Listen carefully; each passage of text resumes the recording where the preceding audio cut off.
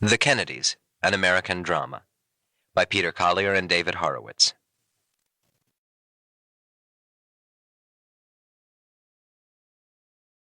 While in the hospital, he had been given morphine, which was better than any drug he had taken before. It felt great, just great. I'd drift off to sleep and wake up and figure it was 8 hours later and time for my next shot. Then I'd look at my watch and realize that it had only been an hour and a half. I'd start yelling in agony to get them to hurry up. Totally bereft of support inside or outside the family, David looked for newer and darker boundaries to cross. Drugs provided the route. The morphine he had taken in the hospital leading him to shoot heroin on the outside, a drug which he had been introduced to with Chris in Central Park, and which Chris and Bobby were already using. I was swallowing Percodans and shooting heroin. With heroin, you don't feel any pain. You could lose your girlfriend, your father, everything on the same day, and you wouldn't feel a thing. He did heroin alone, because Chris and Bobby had shut him out. They'd hang out at Lem's place and never invite me. I'd think about what a great time they were having and do heroin by myself. He shot the drug all during his senior year at Middlesex, the fall after the Jeep accident, although he had convinced himself that he was just a chipper, able to take heroin or leave it. At the beginning of the spring semester, he decided to go to Nashville for his senior project, because that was where his father had triumphed over Hoffa, and because John Siegenthaler, now publisher of the Nashville Tennessean, had offered him a job as a part-time reporter. He arrived at the Siegenthaler house thin and wasted-looking. As they were talking, his father's old friend got out an album of pictures taken many years earlier, at the time Robert Kennedy brought David with him when he made a speech at a Nashville high school gym. David looked at himself in those pictures like they were a strange sort of mirror, Siegenthaler says. He looked at them a half-dozen times at least, mesmerized by them, and he kept asking me questions. There was a tremendous desire to know his father, to really know him. There was also a tremendous desire to know the person he himself had been in those pictures, and was no longer. John Warnicki, son of the San Francisco architect who had designed the JFK grave at Arlington, was also in Nashville. Siegenthaler had brought him there, ironically, because his life also had involved a tailspin into drugs after the death of RFK, whose campaign he had worked on in 1968. David was the skinniest, littlest kid, a mass of shirt tails hanging out, Warnicki says. He was shooting smack. That was clear to anyone who knew drugs. I had the only hot tub in Nashville, having had it shipped down from the Bay Area. I invited him over. He came and took off his jacket, and these little popper syringes and packets of white stuff would fall out. We'd talk, and he'd say how the family treated him so bad.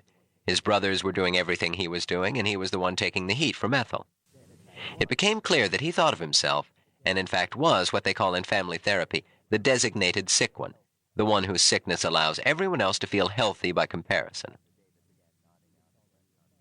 After David began nodding out at press conferences he'd been assigned to cover, Siegenthaler reassigned him to the Tennessean's Washington bureau. It was midsummer, and Ethel and the younger kids had already left for the Cape. Richard Goodwin, then trying to set up a Washington bureau for Rolling Stone, was house-sitting at Hickory Hill and using it as headquarters for what appeared to be an ongoing party. David got home and found himself in the middle of a scene that involved a huge blow-up of JFK on the lawn, pretty girls in bikinis splashing in the pool, and a jukebox blaring acid rock.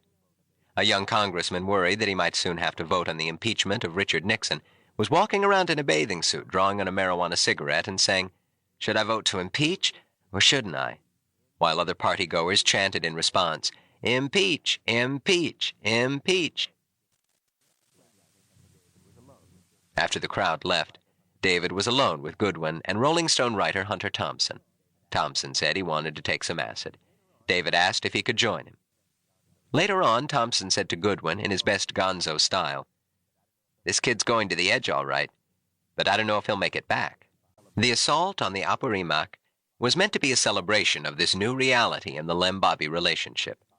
The group of adventurers they put together included Bobby's old friend and co-hustler Doug Spooner, the journalist Harvey Fleetwood, whom Bobby invited along to write up the trip as his Arthur Schlesinger, and David and Chris. Bobby and Fleetwood decided to be the advance party. They flew to Lima, and from there set out for the town of Arequipa, about 500 miles away. The rafts were loaded with supplies they'd brought with them, canned goods and a few tools, a medicine chest well stocked with morphine prescribed by Fleetwood's mother, who was a doctor, and some items purchased locally, a few chickens, and 3 sticks of dynamite. David stood on the sidelines watching everyone else work and cynically commenting on the expedition. Here you have it, my big brother's own personal heart of darkness. Bobby was very much the leader, always acting in a way to reinforce his status. One day he staged a breathtaking leap between their 2 rafts, just as they were navigating a stretch of hazardous rapids, and managed somehow to make it. David, on the other hand, was almost willfully counter-heroic, having brought The Making of the President, 1968, and half a dozen other hardcover books, which he read all during the journey, and hoarding cartons of cigarettes, which he doled out one at a time to the others on the expedition, in payment for doing his part of the work. He was the opposite of Bobby, who did everything, Chris Lawford says. David refused to do anything. Although no longer close to Chris, David was on a parallel journey that would also lead to a brush with death. After his stint at the Nashville Tennessean, he had managed to get admitted to Harvard. Other students grew used to his disheveled appearance, an unvarying uniform of rumpled shirt and dirty Levi's. I never saw him without a Colt 45 malt liquor in one hand and a cigarette in the other, no matter what time of day it was, says a woman who lived on the floor above him at Winthrop House.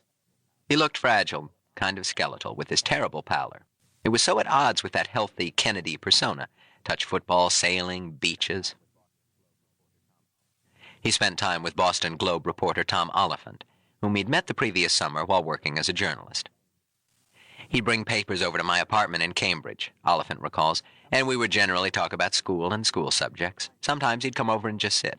He was an excellent writer, and he was doing work in school that was out of this world good. He wasn't bookish, but he had an original and at times brilliant way of looking at things. But he was clearly in deep psychological trouble. One of David's problems was how to deal with the afterglow of Bobby's meteoric progress through Harvard. Even more, there was the ongoing issue of his place in the family itself. Being difficult and out of sync, the one whose life called into question the illusions the others insisted on maintaining, had become his role. It was most apparent on ceremonial occasions, such as the family's annual Christmas at Aspen. Joe would take an apartment of his own. Bobby would be active with his younger brothers, consolidating his status as leader. Once a skier accidentally knocked Ethel down, and Bobby, along with brother Michael, flew down the Aspen slopes in pursuit. They finally caught the man, knocked him down, and then punched and kicked him. Ethel, beaming, called them my Dobermans. David would spend the holiday on the living room couch, reminding everyone of his pain and disorientation, having a maid bring him food as he read and rested. The more he proposed himself as a symbol of the fact that something was out of kilter with his generation, a subject nobody wanted to talk about, the angrier Ethel became. She just tore into David sometimes, a family friend recalls. I remember once she misplaced $200. She came in and immediately began accusing David. He told her it was ridiculous. He had money. What did he need $200 for? She just kept it up. Absolutely vicious. Wouldn't let him go. But for the most part, the problem was not too much attention, but too little. The filmmaker, Bob Rafelson, another Christmas-time acquaintance at Aspen, recalls David forlornly following Hunter Thompson around, and clearly looking like a drowning person on his 3rd trip down. Bobby came over one night. He was at the top of his game, writing a book about some Alabama judge, and doing these little macho tricks, doped up and talking about falconing and politics. I steered the conversation around to his brother David, and said I thought he was awfully sickly looking, on the verge of really going under. Bobby thought about it a minute and said, yes, somebody ought to wean David away from Hunter, who he said was a bad influence. But then he was off again, talking about something else. David didn't seem to be a high priority for him or anybody else.